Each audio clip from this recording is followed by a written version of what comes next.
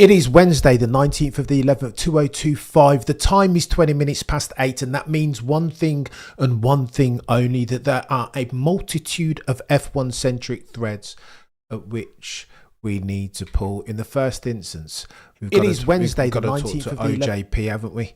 We'll talk to OJP and his struggles. Will they continue going into the low grip circuit that is Las Vegas? We'll talk about Coulthard's comments on Sir Lewis, Carl Davidson, Hamilton, in stark contrast to those of James Hinchcliffe saying something very different. We'll talk about rumour as far as driver silly season is concerned. So too, we'll talk about Helmut Marko and his Beyond the Grid interview, talking about Isaac Hadjar, comparing that fella to Michael Schumacher and Ayrton Senna, and what potentially that might mean. Helmut Marko sending shots at one Christian Horner, talking about Red Bull. The balls that are red now feel and look a lot like they used to. In the first instance, though, let me say this is a fan channel, not a community within which we have continue the F1 modes of discourse. So Charles Edward Cheese, you are a goated one, Sir Joe Cammy.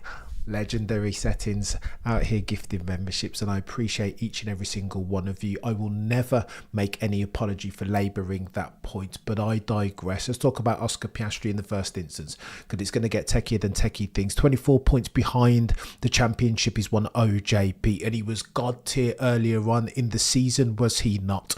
4 poles, 5 race wins from his first 9 races, and since then it has all gone to pot. Some say in financial services circumstances that the trend is your friend until there's a bend, and boy has there been a bend. Baku, mistake after mistake. Mark Webber said that he'd never taken a corner off of a car erstwhile. Well, boy, he's changed that, hasn't he? But why is the question, right, that everybody needs to answer. Mention no names. McLaren, Zach Brown and Andreas Stella. Is it potentially because he feels like they don't have confidence in him, that it's no longer his team, that Lando Norris is McLaren's prodigal son?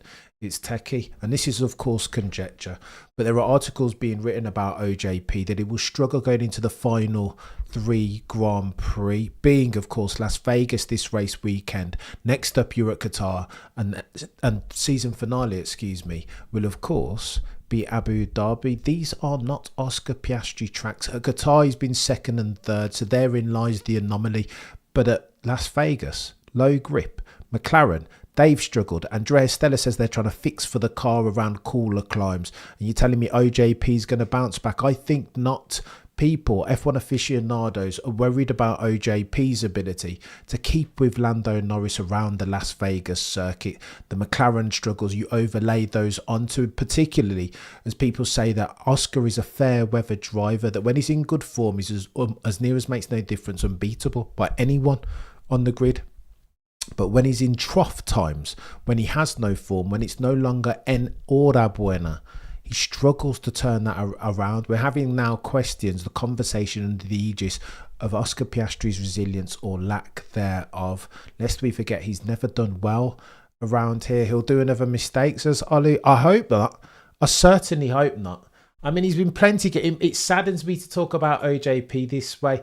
Road to 100k, Charles Edward, you're an absolute legend. We'll get there in the end, I promise you, sir. Nando, I could really use some haterade today. What flavours have you got? Of course, talking to Nando33 as versus Lando Norris. Let me tell you as well, the odds makers agree with me and you and we, that Oscar Piastri now 10% of the time they say he wins the Las Vegas Grand Prix. Only 10% of the time. Big odds. He's a bigger favourite, or a bigger underdog, as versus George Russell in that Mercedes that goes well if past his prologue in cooler climbs.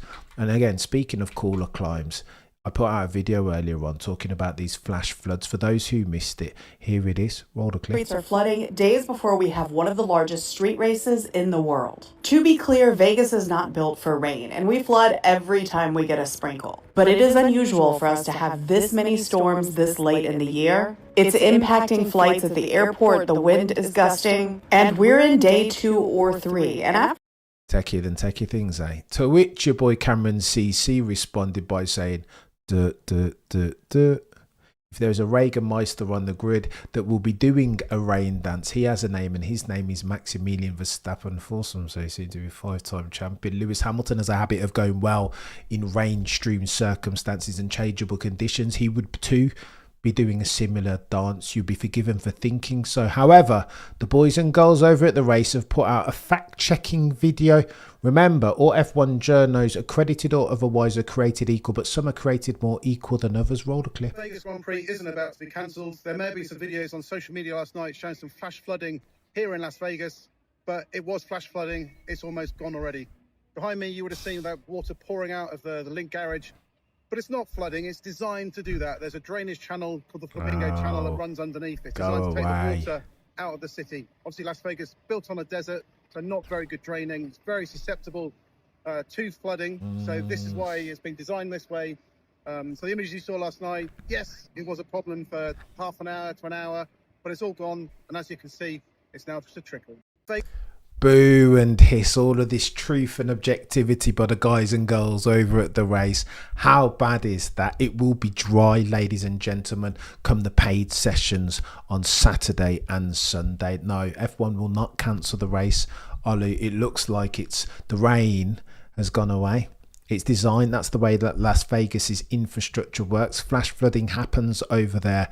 By the time it's Saturday and Sunday for qualifying and the race respectively, it will be dry. Lest we forget as well the weather forecast, there's no more rain coming. This is a fleeting flash flood circumstance. The rain will be here in Texas by the time 100% lazy, sadly for Maximilian Verstappen and Sir Lewis, Carl Davidson, Hamilton fans all around the world. Pause this.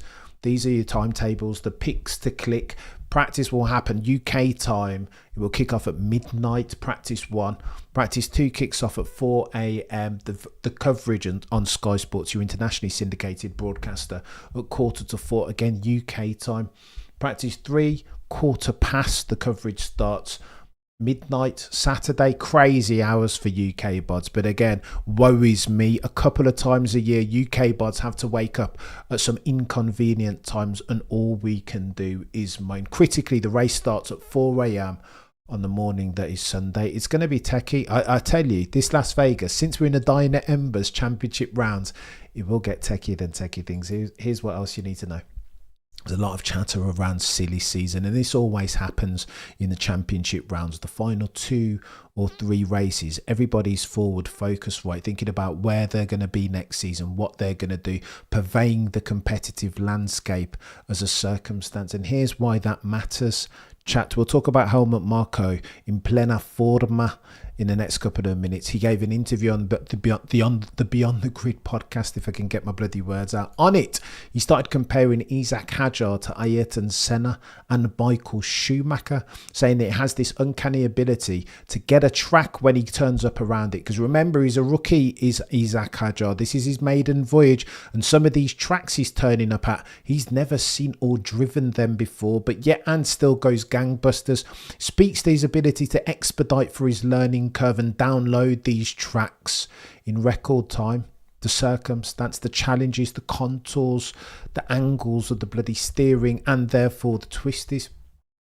Helmut Marko in the Beyond the Grid podcast says that Isaac Hadjar has this in abundance, and that's what the great ones can do. Mention no names: Max, Lewis, Jim Clark. It doesn't take them 20, 30, 40 or 50 laps to download for a track circumstance. It only takes them 10 to 15. Helmut Marko compares, therefore, under that aegis, Isaac Hadjar to Ayrton Senna and Michael Schumacher. The race quips. It's unsubtle. Loud is the comparison to the great ones when we're on the cusp of deciding who's going to be in that Red Bull car alongside Maximilian Verstappen. The Bulls that are red have themselves a decision to make. Who is in contention? Well, the obvious contenders, Arvid Lidblad. I don't think they'll do that to him too soon, though they'll probably give him a seat at the junior team alongside Liam Lawson, jettisoning off one Tsunoda-san. But who then at the big team, the Bulls that are red, a seat at the head of the table? Well, of course, it's got to be Isaac Hadjar, given his performance and the way that Helmut Marko's talking about him. Dr. Helmut Marko's always loved himself some Isaac Hadjar, rates him highly, super quick, breakneck, ingly quick, pant-wettingly, so some might say. And again, he didn't start off the season fantastically well, did he? On the formation lap, binning it, DNF, DNS, even in Australia. But since then, it's tough to make a case that Isaac Hadjar hasn't been the rookie of the year, and potentially some say that he has the whip hand. Although if we're talking driver silly seasons are never as straightforward as they look on paper. You can never take them at face value, and here's why.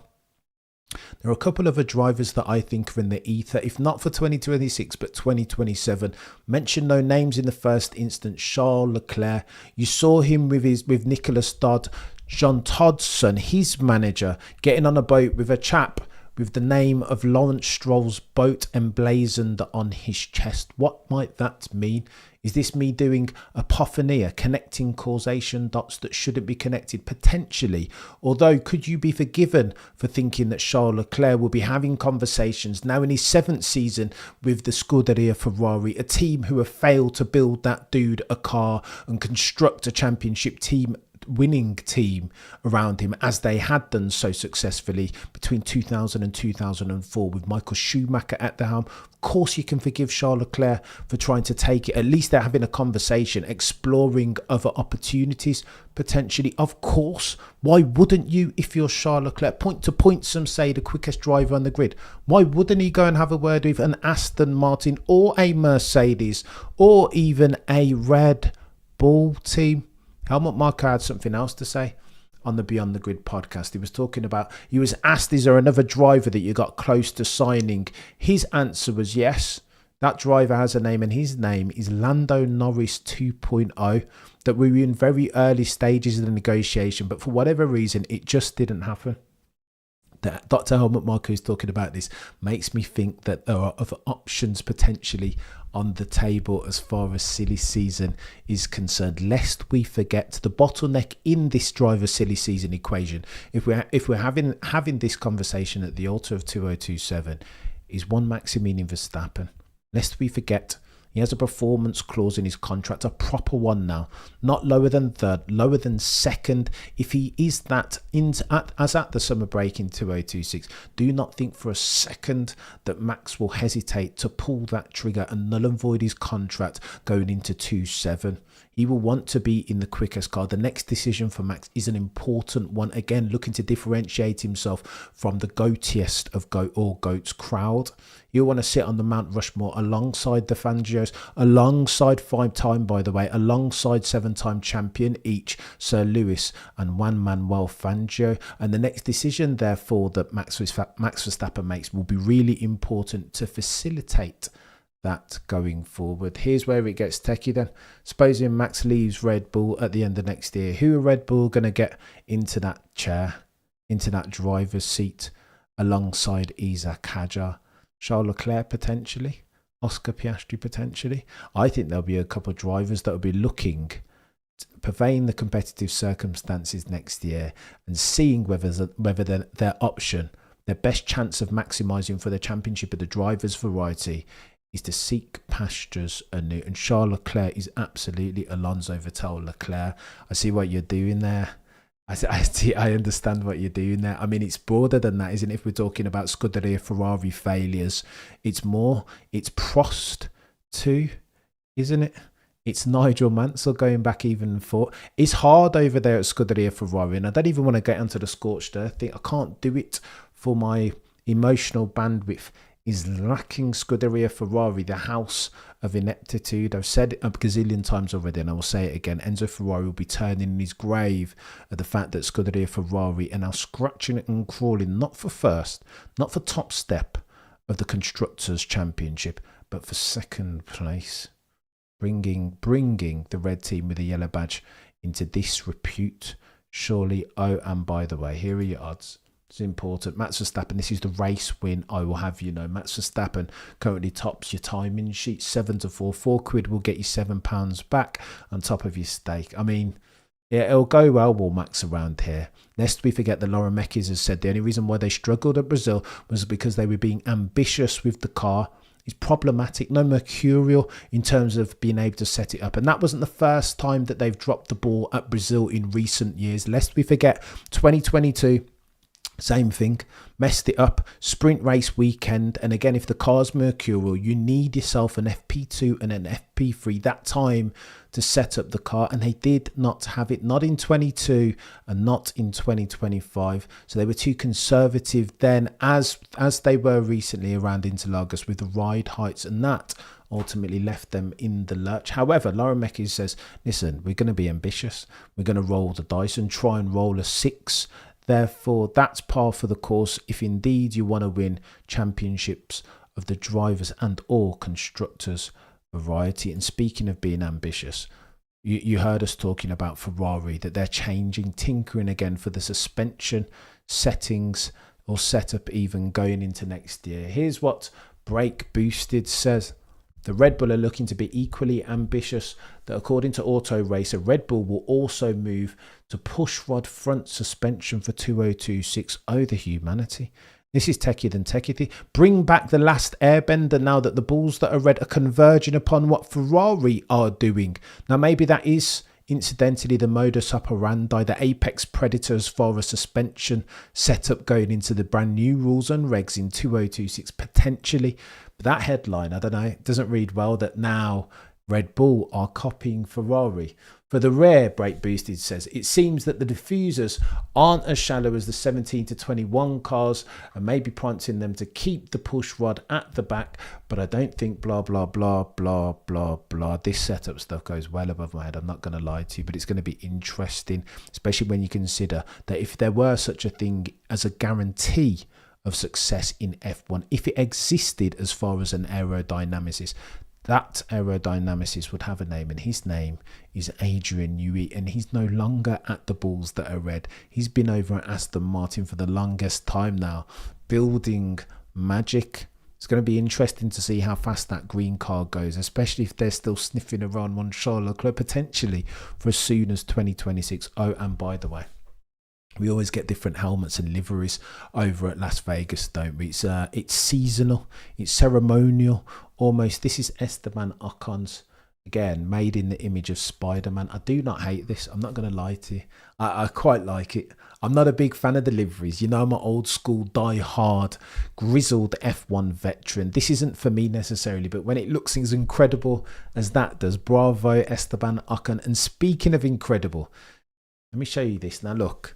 You know me, I'm a racing man's racer, and I like my racers accordingly. I like them to just be racers. I don't want to see them going to the Met Gala like Lewis does. I don't know, that's not my tipple if we're talking in terms that are subjective. However, this from Lewis, do you know what I mean? All heads must bow, all tongues must confess. I have no idea whether that's crystals or jet. I have no idea what's on that helmet, but it looks incredible. Bravo, Sir Lewis. I don't hate that. Looking at that, I'm like, okay.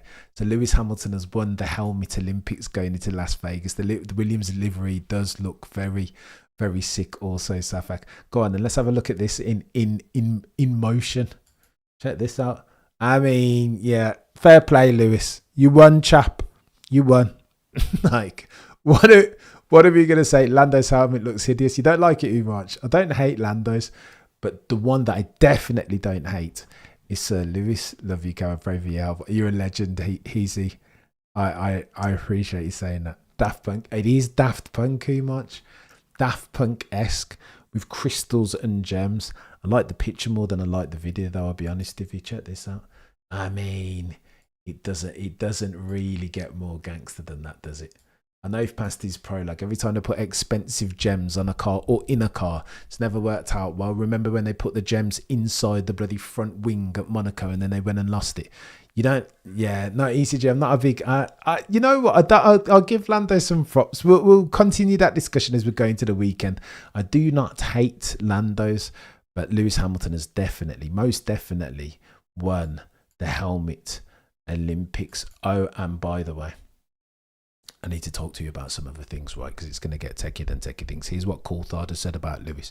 Because again, Lewis Hamilton, when the new cycle is doing one of these very trophy Everybody always wants to talk about Lewis. David Coulthard went on a podcast with Robert Dornbos, again, his former teammate over at Red Bull, and had this to say, quote, "They always, in the peak of these guys' performances, Michael, when he was at Mercedes at the end of his career, was still a brilliant racing driver, but he wasn't as full a package as when he was at Ferrari, when he was dominating his teammates. I know that upsets people when mediocre drivers like myself," David Coulthard speaking, hand on heart, very honest and earnest, "criticise or apparently criticise the greats, but it's not a criticism, it's just the truth. I'm just using the data.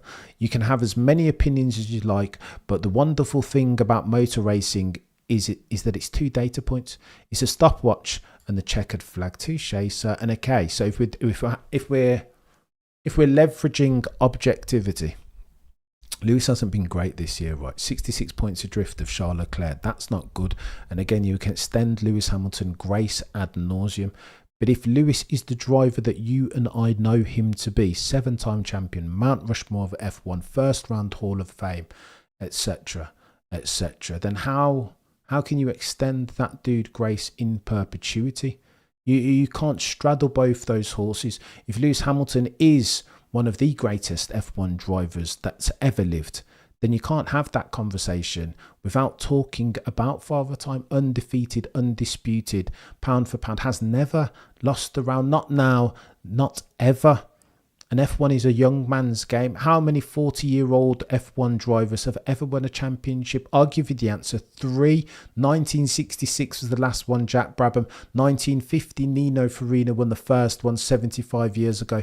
And Juan Manuel Fangio won his last one in 1957. If past his prologue, then there won't be a gazillion 40-year-old drivers winning championships. Not now, not ever. So I think Coulthard's onto something, because I bet you my bottom dollar, I will go to the grave saying this. Take this one to the bank. 2008, Sir Lewis Hamilton wouldn't be getting beat by Charles Leclerc. If he were to get beat by Charles Leclerc, as brilliant as Charles, aka modern day Jean Alesi, has been in 2.5, it wouldn't be by 66 points. Not Lewis in his prime. So we need to have that conversation, and Coulthard isn't wrong. Is this to say that when they switch up the rules next year, that the handling dynamic might not suit Sir Lewis better than it does in 2.5? Well, could be, potentially. If Lewis can get his arms around the design philosophy of the SF26 or Project 698, as they're calling it, then potentially Lewis could bounce back. And that's what Hinchcliffe says on the Beyond the Grid podcast, or F1 Nation, with Tom Clarkson. Hinchcliffe says that Lewis Hamilton has still got enough quality to build a car around him, just like Michael Schumacher did 96, 97, 98, leading into 2000 to 2004, the dominant Scuderia Ferrari period. I don't know who's right here, chat. One of these, either James Hinchcliffe or David Coulthard, history will make mugs of them. They both cannot be right. Lewis does have enough quality. He shows and proves when he's ready, and he's got a car underneath him, the confidence in the rear and the rigidity as far as the suspension is concerned, all of that gubbins. Lewis Hamilton can still win races. Mention no names, the Chinese sprint race, but some would say, given Father Time and you lose a tenth of pace or two, that this might become the exception as far as Lewis Hamilton's concerned, as versus the rule. Is going to get techier than techie things. Let me tell you about this as well. Dr. Helmut Marko has been saying all this stuff, and I just think it's chaos, chat. He's been shooting straight. I want to review tomorrow. We'll go through the entire podcast because I need some time to listen to it. At this stage, though, we'll just go through the highlights because it's techier than techie things. Let me tell you this. Dr. Helmut Marko, in the first instance, talked about Maximilian Verstappen. Said the difference between Max and Checo was this. When the car, quote, was sliding at the rear, Checo Perez would ease off the accelerator, whereas Max Verstappen, soon to be 5-time champion, Max Verstappen, goat, would floor it. Therein lies the deal.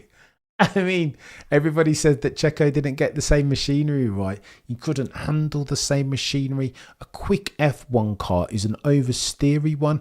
It's not Max Verstappen's fault that he's God tier as far as his ability to manipulate the car in and on and around the limits of adhesion. Helmut Marko continues, Max's control of the car is what makes the difference per the Beyond the Grid F1 podcast. You'll recall friend of the channel Peter D. Windsor saying that as far as Max Verstappen's skill, he's painting with oils and waters. His palette is almost infinite. There's pastels in there and oils, whereas 99% of the rest of the grid are only painting with primary colours. Therein lies the difference. They don't have that broad landscape and all the choices. Therein lies the difference. And Dr. Helmut Marko on the Beyond the Grid podcast speaks to it so too. Talks about Isaac Hadjar, compares him to Senna. I think that's a bit rich, again, under the aegis of how quickly it takes Hadjar to grow accustomed and climatised, to learn the ins and outs, the nuances of any given track, even though he's never seen it in real life before. He says this, simple example, most of the circuits are brand new for Isaac Hadjar in 2.5, and after 3 laps he's competitive already. I followed Michael Schumacher very closely and also Ayrton Senna. They all had it. They didn't need 15 laps or how many tests. They just came, buff, and they were bang on it. I don't hate that. If Isaac Hadjar has that in his locker, then, do you know what I mean? Potential hot prospect going forward, potential world champion. I don't know, you let me know in the comments, does Isaac Hadjar have the minerals yet? Has he been consistent enough for us to have that conversation with a straight face? Dr. Helmut Marko continues, talking about Red Bull now, saying that sans Christian Horner, in the post-Christian Horner era, Red Bull, the bulls that are red, are starting to look like themselves again. He says under Lauren Mekies, it looks and feels a lot like the old days as far as the way that the bulls that are red are operating. I don't hate that, but it feels mad. You know, one of those ones where it feels like there is something called a new manager bounce, and Red Bull are benefiting from it. Sometimes any change is a good change, just to freshen things up. The true test of Lauren Mekies' stewardship won't be this year. It'll be 2026. When it's new rules and regs, when it's a brand new powertrain, and when the stakes are Project Keep Maximilian Verstappen, that's when you'll know more about how good or bad Lauren Mekies is as the successor of one Christian Horner. It's going to get techier than techie things, and I'm here for it, chat. I'm not going to lie to you guys. I'm keen to see. This isn't me saying that Lauren Mekies is not, that he's no Christian Horner.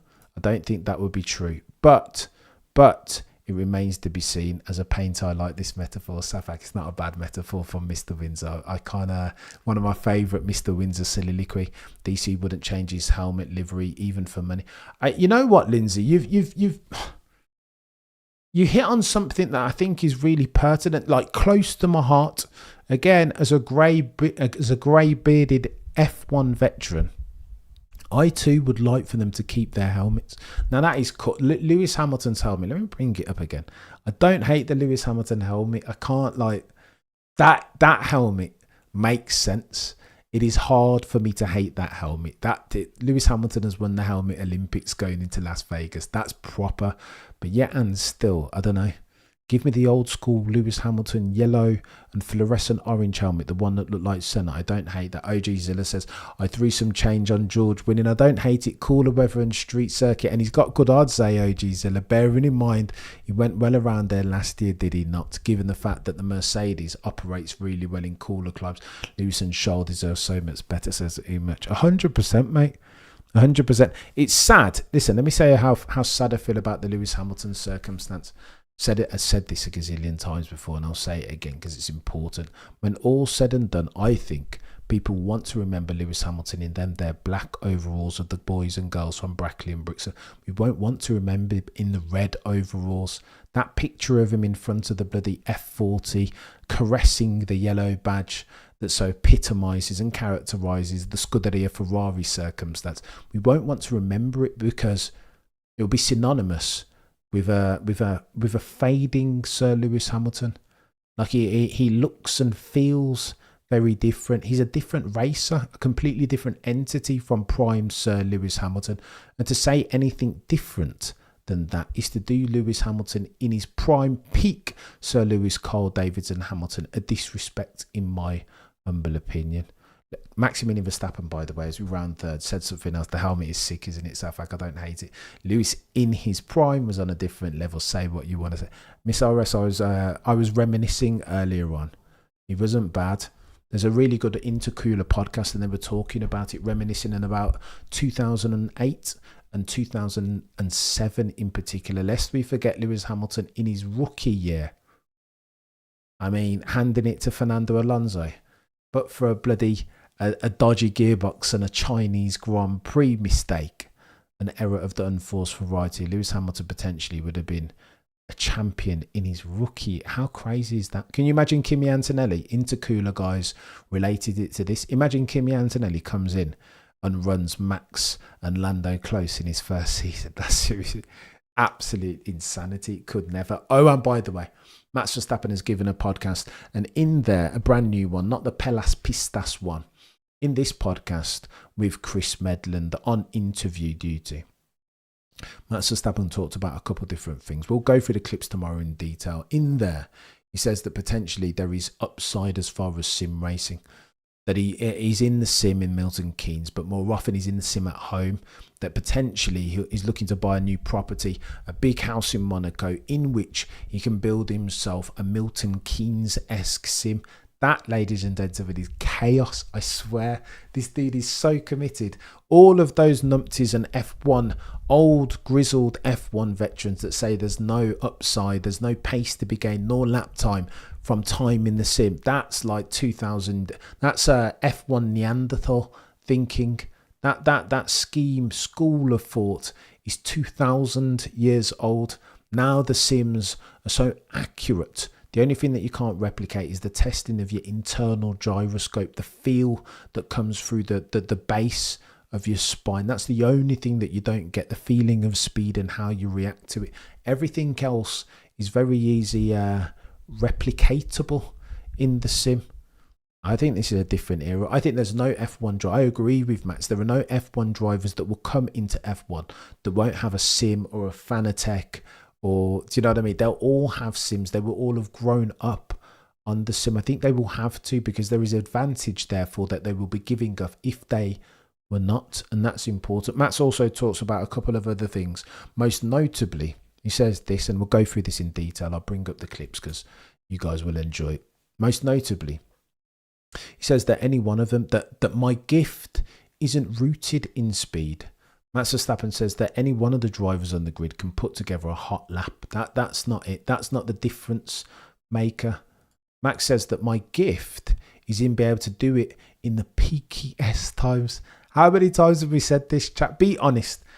Max's gift isn't in his speed. He says that it's in his ability to pull the best, extract the best out of himself in the times when it matters most. Q3, the paid sessions, when all the marbles are to be played for, when it's, I don't know, the British Grand Prix Q3, Saudi Arabia, etc., when it's Brazil 2024 and it's raining and changeable conditions and most of the drivers don't even want to drive.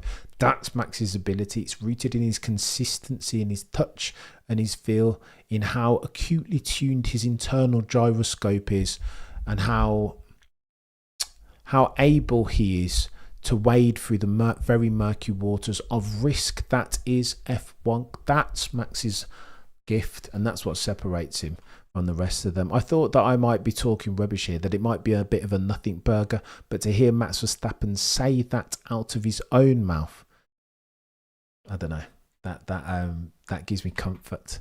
At the very least, it's going to get techie. Listen, we'll be back same time, same place tomorrow. As always, between now and then, remember to look for Noah Stir.